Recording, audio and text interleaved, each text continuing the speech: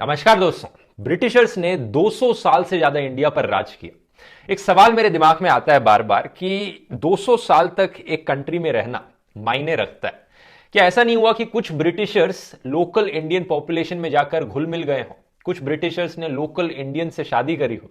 क्योंकि मुगलों के टाइम तो ये बहुत हुआ था। अकबर के बाद जितने भी राजा थे, जैसे कि जहांगीर, वो आधे राजपूत थे। शाहजहां जिन्होंने ताजमहल बनाया, वो 3/4 राजपूत थे। तो मुगलों में ये बहुत देखने को मिला, लोकल पॉपुलेशन के साथ घुलना मिलना। क्या ब्रिटिशर्स के साथ भी ये हुआ? रिसर्च करी तो पता लगा दोस्तों, इसका जवाब है हाँ, डेफिनेटली ऐसा हुआ था। इनफैक्ट ऐसे लोगों को एक स्पेशल नाम भी दिया जाता है जो आधे ब्रिटिश और आधे इंडियन एंसेस्ट्री के होते हैं। इनको कहा जाता है एंग्लो इंडियंस। आज के इस एजुकेशनल वीडियो में आइए जानते हैं एंग्लो इंडियंस के बारे में। बहुत ही दिलचस्प कहानी है दोस्तों। Ruskin bond, Derek O'Brien, Diana Hayden और रॉजर बिनी, ये कुछ फेमस पर्सनैलिटीज हैं दोस्तों एंग्लो इंडियन कम्युनिटी से। इनका इतिहास आज से करीब 200 साल पुराना है और इनका एक बहुत ही सरप्राइजिंग और स्पेशल कनेक्शन है इंडियन पार्लियामेंट से।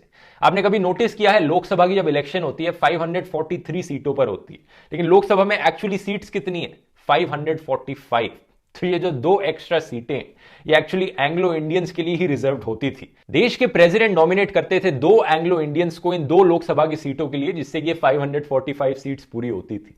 ये सिस्टम दशकों से चला आ रहा था, लेकिन इसी साल के शुरू में इस सिस्टम को हटा दिया गया। बिल्कुल सही सुना आपने, इनकी जो रिजर्वेशन थी इंडियन पार्लियामेंट में, रिसेंटली सरकार ने इस कोटा को हटा दिया। ये 2 सीटें मिलती थी इन्हें लोकसभा में और कुछ स्टेट लेजिस्लेटिव असेंबलीज में 1 सीट मिलती थी। क्यों ऐसा हुआ यहां पर, और पहली बात तो क्यों ये रिजर्वेशन लाई गई थी लोकसभा में, आइए जानते हैं इनका पूरा इतिहास।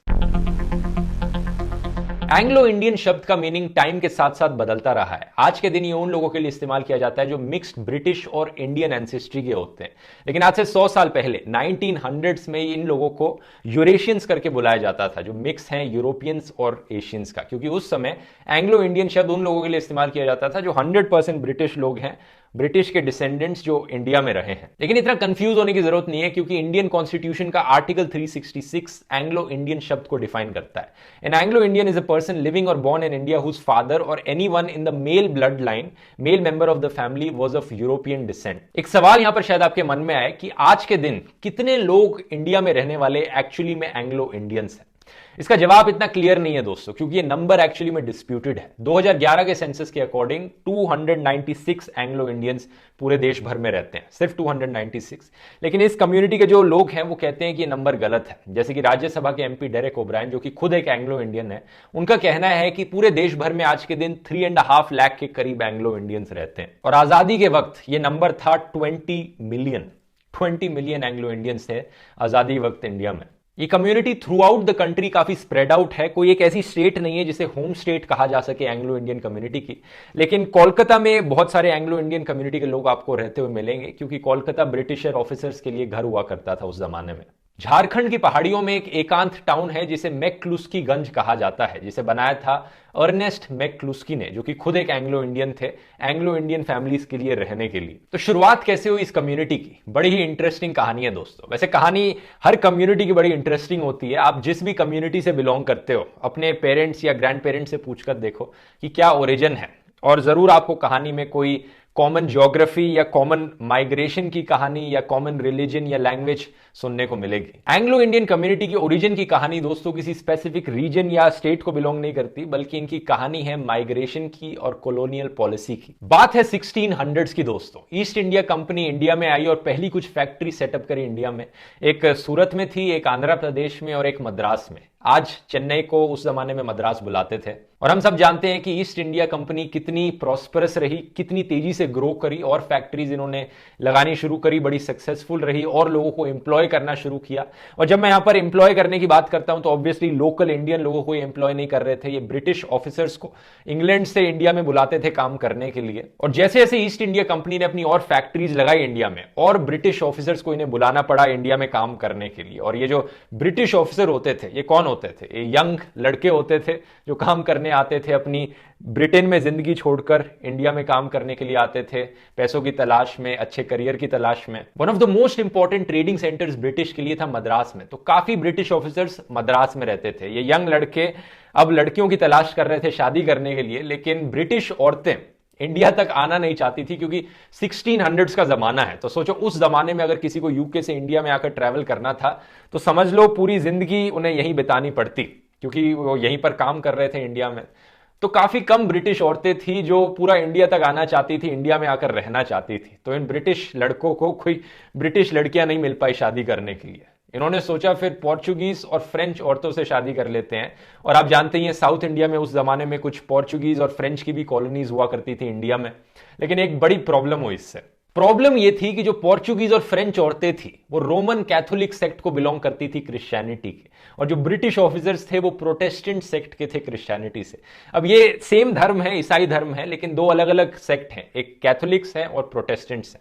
और उस जमाने में बड़ा कॉन्फ्लिक्ट चल रहा था इन दोनों सेक्ट्स के बीच में। कैथोलिक्स और प्रोटेस्टेंट्स के चर्चेज एक दूसरे से काफी कंपीट कर रहे थे, जिसे इंग्लिश रिफॉर्मेशन कहा जाता है। तो इस कॉन्फ्लिक्ट की वजह से ईस्ट इंडिया कंपनी को इन ब्रिटिश ऑफिसर्स का इन पोर्चुगीज और फ्रेंच औरतों के साथ शादी करना बिल्कुल पसंद नहीं आया, क्योंकि भाई लड़ाई चल रही है हमारी उनसे। तो ब्रिटिश ऑफिसर्स अब किससे शादी करते हैं? इन्होंने लोकल इंडियन औरतों से शादी करनी शुरू कर दी। और ईस्ट इंडिया कंपनी ने ये होते हुए देखा और उन्होंने कहा कि हाँ, ये अच्छा ऑल्टरनेटिव है, हम ये प्रेफर करेंगे एज कंपेयर टू पोर्चुगीज और फ्रेंच औरतें। इनफैक्ट ईस्ट इंडिया कंपनी को ये ऑल्टरनेटिव इतना पसंद आया कि इन्होंने 1687 में एक नई पॉलिसी इंट्रोड्यूस करी कि अगर एक British officer in local Indian औरत से शादी करेगा तो हम उन्हें इनाम में 5 रुपए देंगे अगर उनका एक बच्चा होता है तो। मतलब सोच सकते हो, ईस्ट इंडिया कंपनी एक्चुअली में प्रमोट करने लग रही थी कि ब्रिटिश ऑफिसर्स जाके इंडियन औरतों से शादी करें। और इन शादियों से जो बच्चे होते थे उन्हें यूरेशियंस कहा जाता था, यूरोपियन और एशियन का मिक्स उस जमाने में। और ओवर द जनरेशंस जब ऐसा और होने लगा तो एक कम्युनिटी सी बन गई ऐसे लोगों की, जिन्हें कहा जाने लगा एंग्लो इंडियन कम्युनिटी आज के टाइम पे। जैसे जैसे ईस्ट इंडिया कंपनी इंडिया में फैलने लगी वैसे ही सिमिलर कम्युनिटीज देखने को मिली इंडिया के और पार्ट्स में। वेस्ट बंगाल में, स्पेशली वेस्ट बंगाल में ब्रिटिशर्स रेलवेज पर काम करने लग रहे थे, तो बड़ी संख्या में वहां पर ब्रिटिश ऑफिसर्स को बुलाया गया इंग्लैंड से, जो कि ड्राइवर्स और इंजीनियर्स थे। इनफैक्ट आज के दिन भी एंग्लो इंडियन कम्युनिटी को रेलवेज से एसोसिएट किया जाता है। अगर आपने रेलवे चिकन करी डिश का नाम सुना है तो इस डिश का ओरिजिन भी दोस्तों एंग्लो इंडियन कम्युनिटी में ही हुआ था। एंग्लो इंडियन कम्युनिटी की तरह ही ये डिश इंडियन और ब्रिटिश कल्चर के फ्यूजन से बनी है। कहानी कुछ ऐसे है, एक दिन एक ब्रिटिश ऑफिसर रेलवे के किचन में जाते हैं खाना खाने के लिए। रेलवे के शेफ कहते हैं कि उनके पास सिर्फ बड़ी मिर्च वाली करी ही अवेलेबल है, बड़ी ओनली वेरी स्पाइसी करी अवेलेबल। तो ब्रिटिश ऑफिसर कहते हैं कि मुझे तो इतनी मिर्च नहीं खानी, अब क्या किया जाए। शेफ के पास एक आइडिया आया, जो चिकन करी उनके पास है उसमें वो थोड़ी दही मिला देते हैं ताकि मिर्च कम लगे। और ब्रिटिश ऑफिसर को ये डिश बड़ी पसंद आती है, क्योंकि उन्हें इंडियन खाने का मजा भी मिल रहा है और मिर्ची भी कम लग रही है। ये डिश उन्हें इतनी पसंद आती है कि वो रेलवे के मेन्यू पे एक रेगुलर आइटम बन जाता है, रेलवे चिकन करी। ऐसे ही डाक बंगला चिकन और बॉल करी, ये कुछ डिशेज हैं जिनका ओरिजिन इस एंग्लो इंडियन कम्युनिटी में ही हुआ था। और इनकी जो रेसिपीज हैं वो तो over the generation pass down करी गई। और ये कुछ डिफरेंट नहीं है, हर कम्युनिटी की यही कहानी है। आपके भी परिवार में कुछ ऐसी रेसिपीज होंगी जो over the generation pass down करी गई और आपकी जो कम्युनिटी है उसके कल्चर का एक हिस्सा बन गई। लेकिन अपनी हिस्ट्री की टाइमलाइन पर वापस आते हैं। By the early 1800s Anglo Indian community देश में दोस्तों फ्लरिश करने लग रही थी, उन्नति करने लग रही थी, क्योंकि पहले तो फाइनेंशियल इंसेंटिव इन्हें मिल चुका था ऑलरेडी एक ऐसी शादियां करने के लिए। ऊपर से कई एंग्लो इंडियन कम्युनिटी के मेंबर्स ब्रिटिश आर्मी में भी सर्व करते थे, नेवी में भी सर्व करते थे। और ईस्ट इंडिया कंपनी भी ये सब प्रमोट करने के लिए अक्सर एंग्लो इंडियन कम्युनिटी के बच्चों को इंग्लैंड भेज देती थी पढ़ाई करने के लिए। बड़ी ही सक्सेसफुल और प्रॉस्परस कम्युनिटी थी। In fact by the end of 1800s दोस्तों ये कम्युनिटी इतनी पॉपुलर हो गई कि इसकी संख्या ज्यादा हो गई एक्चुअल ब्रिटिश लोगों से इंडिया में। मतलब 1800s के खत्म होते वक्त इंडिया में ज्यादा एंग्लो इंडियंस रहते थे एज कंपेयर टू ब्रिटिश। और ये देखकर अब ब्रिटिशर्स को तकलीफ होने लगी, परेशानी होने लगी। उन्हें डर हो गया कि ऐसा तो नहीं हो सकता कि फ्यूचर में ये एंग्लो इंडियन कम्युनिटी इतनी पावरफुल बन जाएगी कि हमें आउटनंबर कर देगी और ईस्ट इंडिया कंपनी पर इन्हीं का ही कब्जा हो जाएगा। जो एक्चुअली में प्योर ब्रिटिशर्स थे उन्हें बड़ी चिंता होने लगी कि इनके पास ज्यादा पावर आ गई तो ये हमें ओवरथ्रो कर देंगे। और इसी को लेकर इन्होंने कुछ नए रूल्स बनाए। सबसे पहले एक ऐसा रूल बनाया गया 1786 में कि इस कम्युनिटी के जो बच्चे हैं अगर उनके फादर मर जाते हैं तो वो ब्रिटेन इंग्लैंड नहीं जा सकते पढ़ाई करने के लिए, उस पर पाबंदी लगाई गई। इसके बाद एक और पॉलिसी लाई गई कि no son of a native Indian would be appointed in the civil, military और marine services of the East India company including Anglo Indian communities. मतलब ये कह दिया गया कि ब्रिटिश आर्मी, नेवी, हम किसी को भी इंप्लॉयमेंट नहीं देंगे जो एंग्लो इंडियन कम्युनिटी से बिलोंग करेगा। मतलब हिपोक्रेसी देखो, 100 साल पहले जब इन्हें सूट कर रहा था कि मतलब एंग्लो इंडियन कम्युनिटीज को हम फेवर करते हैं, हम इन्हें फाइनेंशियल इंसेंटिव्स देते हैं, और जब इन्हें डर लगने लगा तो अब हम इन पर पाबंदी लगा देते देते हैं, अब इन्हें अपनी आर्मी में सर्व नहीं करने देंगे। जितने भी एंग्लो इंडियन आदमी इस समय ब्रिटिश में सर्व करने लग रहे थे उन सबको जॉब से हटा दिया गया। 1825 में इस कम्युनिटी के कुछ मेंबर्स साथ में मिल गए और इन्होंने एक पेटिशन ड्रॉ करी इक्वल राइट्स और अपॉर्चुनिटीज डिमांड करने की ब्रिटिश सरकार से। इनमें से एक थे J.W. रिकेट्स, जो कि 1830 में इंग्लैंड की ओर रवाना हुए और ब्रिटिश पार्लियामेंट तक पहुंच गए अपनी पेटिशन को लेकर। और लॉन्ग स्टोरी शॉर्ट, रिकेट्स की पेटिशन को एक्सेप्ट किया गया ब्रिटिश पार्लियामेंट के द्वारा और इन्होंने एक नया क्लॉज ऐड किया in the charter act of 1833। ये क्लॉज कहता था कि all persons regardless of birth of colour were entitled to jobs in the civil and military services in India. और ये कहानी है दोस्तों कैसे एंग्लो इंडियन कम्युनिटी को अपने राइट्स मिले लड़ने के बाद। हमारी इंडियंस की आजादी से कहीं पहले उन्हें अपनी आजादी मिली। ओवर टाइम इस कम्युनिटी ने सरकार में रहकर काम किया और इंडिया के अलग अलग सेक्टर्स में काफी कंट्रीब्यूशन किया है। For example ICSE board, Indian school certificate examination, सुनाई होगा आपने। इस बोर्ड को फाउंड किसने किया था? एक एंग्लो इंडियन कम्युनिटी के मेंबर ने, जिनका नाम था फ्रैंक एंथनी।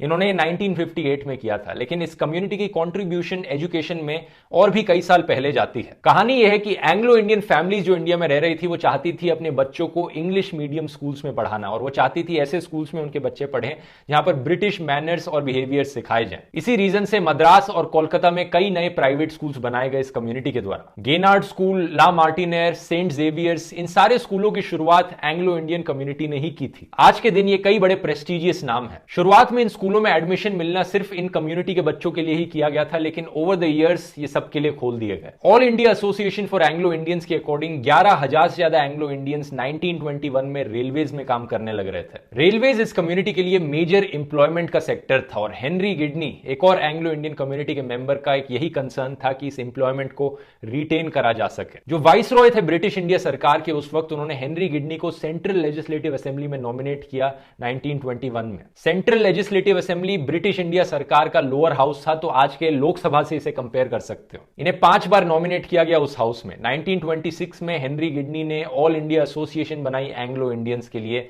जो कि आज के दिन तक एग्जिस्ट करती है। 1947 में इंडिया का इंडिपेंडेंस इस कम्युनिटी के लिए दूसरा सबसे बड़ा चैलेंज था। उस समय 20 मिलियन से ज्यादा इंडियंस रह रहे थे आजादी के वक्त इंडिया में, और उन सब एंग्लो इंडियंस के लिए एक सेंस ऑफ कॉन्फ्लिक्ट था, क्योंकि एक तरफ वो अपने आप को इंडियन समझते थे, इंडिया में रहते थे, इंडियन कल्चर को प्रैक्टिस करते थे, लेकिन दूसरी तरफ ब्रिटिश सरकार ने उनकी काफी सहायता करी थी। ब्रिटिश सरकार ने उनको through out the years support किया था, उन्हें सरकार में इन्वॉल्व किया था, लेकिन ब्रिटिश सरकार इंडियंस के लिए एक दुश्मन की तरह थी। तो ऑब्वियसली उनको एक सेंस ऑफ इनसिक्योरिटी होती थी कि अगर ब्रिटिश इंडिया छोड़कर जाएगी तो इस कम्युनिटी का ध्यान कौन रखेगा? क्या इंडियंस पर भरोसा किया जा सकता है कि वो एंग्लो इंडियंस को सपोर्ट करेंगे? इसी कॉन्फ्लिक्ट की वजह से बहुत से एंग्लो इंडियंस इंडिया छोड़कर चले गए यूके में, ऑस्ट्रेलिया में, न्यूजीलैंड में, कनाडा में रहने के लिए। लेकिन कुछ एंग्लो इंडियंस ने फैसला लिया कि वो इंडिया में ही रहेंगे और जो इनसिक्योरिटी वो फेस करने लग रहे हैं उसे डील करेंगे बातचीत करके। फ्रैंक एंथनी इन्हीं में से ही एक एंग्लो इंडियन थे। फ्रैंक एंथनी ने ना सिर्फ एंग्लो इंडियंस के लिए बल्कि बाकी सारी माइनॉरिटी कम्युनिटीज के लिए इंडिया में आवाज उठाई, उनकी रिजर्वेशन की डिमांड करी। इन्होंने कहा कि मेजॉरिटी कम्युनिटी को इंडिया में जरूर यह लगेगा कि रिजर्वेशन उनके लिए एक दरार है, लेकिन माइनॉरिटी कम्युनिटीज के लिए reservation is a question of their survival. Anthony ने कहा कि आजादी के वक्त इस रिजर्वेशन की सख्त जरूरत है और 10 सालों के बाद इसे देखा जा सकता है कि जरूरत लगे या ना लगे, उसके बेसिस पे इसे हटाया जा सकता है। इनका एक और भी आर्ग्यूमेंट था कि उस समय जब इंडिया आजाद हो रहा था तो कॉन्स्टिट्यूशन ने 22 लैंग्वेजेस को रिकॉग्नाइज किया था अपने 8th शेड्यूल में, लेकिन इंग्लिश उनमें से एक लैंग्वेज नहीं थी। तो इन्हीं रीजंस की वजह से कॉन्स्टिट्यूएंट असेंबली ने आर्टिकल 331 ऐड किया कॉन्स्टिट्यूशन में, जो कि प्रेसिडेंट को पावर देता है कि वो 2 एंग्लो इंडियन मेंबर्स को लोकसभा में नॉमिनेट कर सके। फ्रैंक एंथनी को इस कम्युनिटी में बहुत रिस्पेक्ट किया जाता है। 1947 में इन्होंने बड़े फेमसली कहा था, the more we love and are loyal to India, the more India will be loyal to us. Article 331 के अकॉर्डिंग जो एंग्लो इंडियन मेंबर्स नॉमिनेट किए जाते हैं लोकसभा में, वो फ्री हैं किसी भी पॉलिटिकल पार्टी को चुनने को अपनी मर्जी की। एक और आर्टिकल है आर्टिकल 334, जो कि कहता है कि ये आर्टिकल 331 वाला प्रोविजन 40 साल बाद हटा दिया जाएगा लागू होने के। तो 1947 के बाद से जब 40 साल कंप्लीट हुए, उसके बाद जो सरकारें आई वो इस प्रोविजन को रिन्यू करते रही, तो ये नॉमिनेशन का प्रोसीजर चलता रहा अंटिल 2020। जनवरी 2020 में सरकार ने फाइनली फैसला लिया कि इस कोटा को हटा दिया जाएगा। क्या रीजन दिया गया हटाने का? लॉ मिनिस्टर रविशंकर प्रसाद ने कहा कि सिर्फ 296 मेंबर्स रहते हैं इस कम्युनिटी के अकॉर्डिंग टू सेंसस ऑफ 2011, तो इतने कम लोगों के लिए रिजर्वेशन करने का कोई पॉइंट नहीं बनता। लेकिन इस आर्ग्यूमेंट को कुछ लोगों से ऑपोजिशन जरूर मिला था, जैसे कि डेरेक ओब्रायन टीएमसी पार्टी के, जो कि खुद एंग्लो इंडियन है। उन्होंने एंग्लो इंडियंस की अचीवमेंट्स गिनाई in the education sector, in the railway sector और सिविल सर्विस। शेन कोलवार्ट एक और एमएलए हैं टीएमसी से, उनका कहना था कि किसी भी एंग्लो इंडियन कम्युनिटी के मेंबर को कंसल्ट नहीं किया गया डिसीजन लेने से पहले। उनका मानना था कि सरकार को डिसीजन लेने से पहले एक कमिटी फॉर्म करनी चाहिए थी और फिर ये डिसीजन लेना चाहिए था एंग्लो इंडियन से पूछकर। तो इतने सालों बाद इस कम्युनिटी का जो इकोनॉमिक और सोशल स्टेटस है उसमें कुछ इंप्रूवमेंट तो आया होगा। 2013 की द हिंदू की रिपोर्ट ने बताया है कि एंग्लो इंडियन फैमिलीज के कई मेंबर्स इकोनॉमिकली और सोशली पुअर है। लेकिन हीबी ईडन, जो कि एक और मेंबर ऑफ पार्लियामेंट है कांग्रेस पार्टी से, उनका कहना है कि ये जो रिजर्वेशन दी गई थी ये सिर्फ इकोनॉमिक और सोशल अपलिफ्टमेंट के लिए नहीं दी गई थी, बल्कि एंग्लो इंडियंस को एक सेंस ऑफ बिलोंगिंग देने के लिए भी दी गई थी, जो कि उनका मानना है कि कम्युनिटी को आज भी इसकी जरूरत है। Latest demand Anglo Indian community की रही है कि उन्हें माइनॉरिटी स्टेटस दिया जाए सरकार की तरफ से, ताकि सरकारी स्कीम्स और स्कॉलरशिप्स में उन्हें ज्यादा बेनिफिट मिल पाए। अब ये जो सरकार ने डिसीजन लिया, ये सही था या गलत था, ये मैं आपके ऊपर छोड़ देता हूं। ये वीडियो एक एजुकेशनल वीडियो था, एक हटके टॉपिक पर कुछ इंफॉर्मेटिव बताने के लिए आपको। अगर आपको पसंद आया दोस्तों तो मैं आपको जरूर कहूंगा आप मेरा स्पॉटिफाई पर पॉडकास्ट जाकर देखिए महाभारत, जहां पर मैं ऐसे ही टॉपिक्स पर वीडियोस बनाता हूं। इनफैक्ट ये जो एंग्लो इंडियन का एपिसोड है ये एक पॉडकास्ट ही था स्पॉटिफाई पर, जिसे मैंने वीडियो फॉर्मेट में भी बनाया है। लिंक नीचे डिस्क्रिप्शन में मिल जाएगा। और वैसे भी इन जनरल मुझे नीचे कॉमेंट्स में लिखकर बताइए दोस्तों, अगर आप ऐसे ही और वीडियोस देखना चाहेंगे तो कुछ ऐसे ही इंडिया की हिस्ट्री और सिविक से related educational in depth videos. अगर हाँ तो बताइए किस टॉपिक पर देखना चाहेंगे। उम्मीद करता हूं ये वीडियो पसंद आया होगा। इस वीडियो को शेयर कीजिए पसंद आया तो, और मेरे काम को आप सपोर्ट कर सकते हैं patreon.com/ध्रुव राठी पर, या यूट्यूब पे मेंबर बन के ज्वाइन बटन क्लिक करके, ताकि ऐसे ही हाई क्वालिटी एजुकेशनल वीडियोस मैं आपके लिए फ्यूचर में बनाते रहूं। चलिए मिलते हैं अगले वीडियो में। बहुत बहुत धन्यवाद।